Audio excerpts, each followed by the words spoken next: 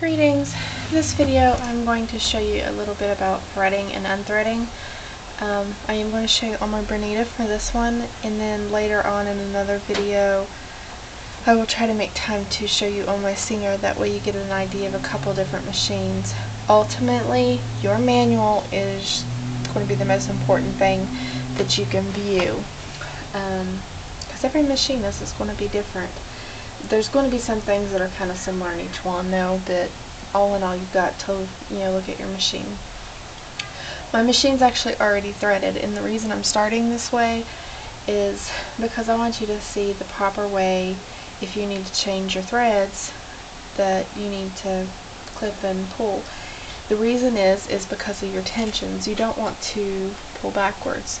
So what you want to do is clip your thread up here, wherever it's coming, whether it's coming from the spool, or in my case I'm coming from the serger stand pole in the back. And you want to clip it, grab a hold of your needle thread down here, and pull it out. That way it's going in the same direction that it always does, and you're not going backwards against your tensions. Some people don't do that. I didn't used to, but that is the proper way to do it to try and keep your machine in best shape possible. My bobbin is under here. Some people will have a drop-in bobbin, but you pull your bobbin out. In my case, I have a little bobbin case. Best way to do it is pull it out, clip it right there, and then pull. That way you don't mess up the tension on your bobbin case. I confess I don't always do that as diligently as what I do for the machine, because this is a lot easier to replace than this is, or to have maintenance. But I mean, all in all, you may not really hurt anything, but it's such an easy thing to do that there's no really reason not to. So just a little thought of how to do that properly. Let's go ahead and rethread. In my case, I'm going to grab this. There's a little hook back there. Catch that. I'm going to bring it down, and notice the machine's even marked. You've got your little arrows. Most modern machines are. You're going to bring it down on this side. You're going to come under, come up, and there's a little piece in here I've got to catch. And I know you're not going to be able to see it on the camera.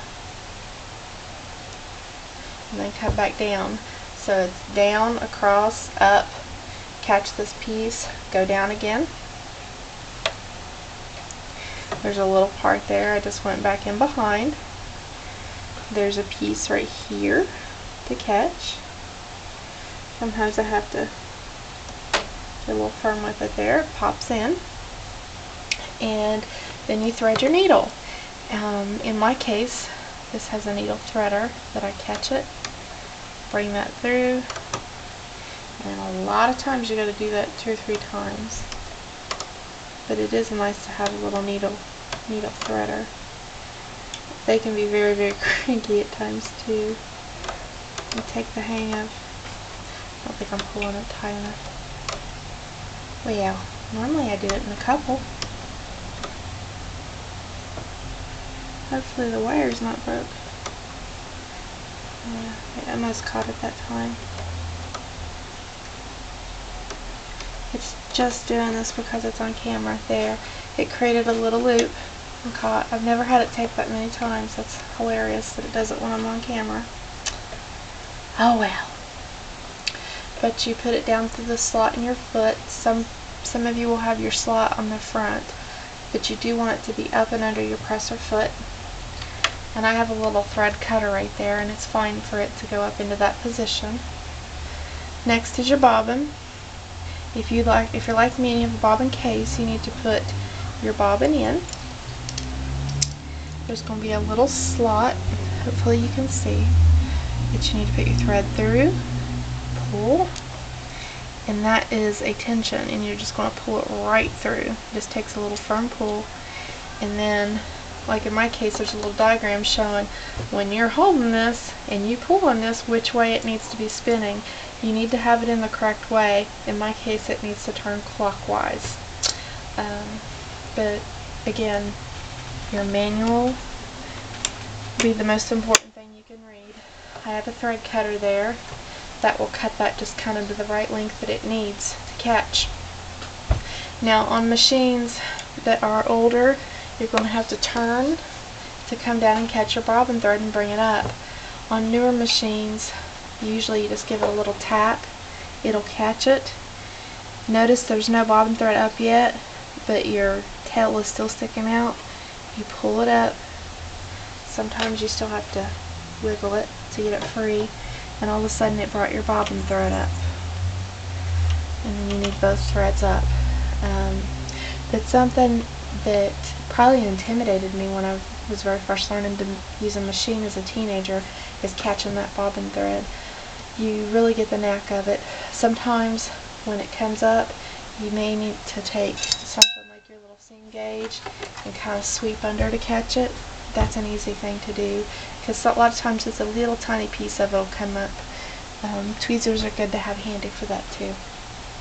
But eventually you get a knack and you can pull it right on through. Then you close your door and there you go. Let me show you one more time. I think that's the hardest part. Threading the machine itself is so individual. You know, I'm not going to show you that again. But put your bobbin in. Make sure it pops into place. I think it already did. Okay. And I'm going to show you kind of the older way. I'm not going to tap my foot. Notice how it's drawing that back in. If you can even see that, I don't know if you can.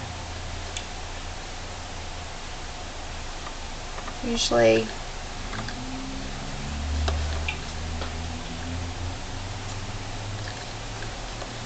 might be mad because I'm doing this the old-fashioned way. There we go. And all of a sudden the bottom thread got caught and pulled through. And there you have it. I hope you guys can see. There's probably better videos out there already than what I can really do with my little camera that probably show you even better. So feel free, get out there and look up those on YouTube, because really there probably are going to be better teachers than I am, but I am trying to show you, so hopefully this has helped on threading your machine. Have a blessed day.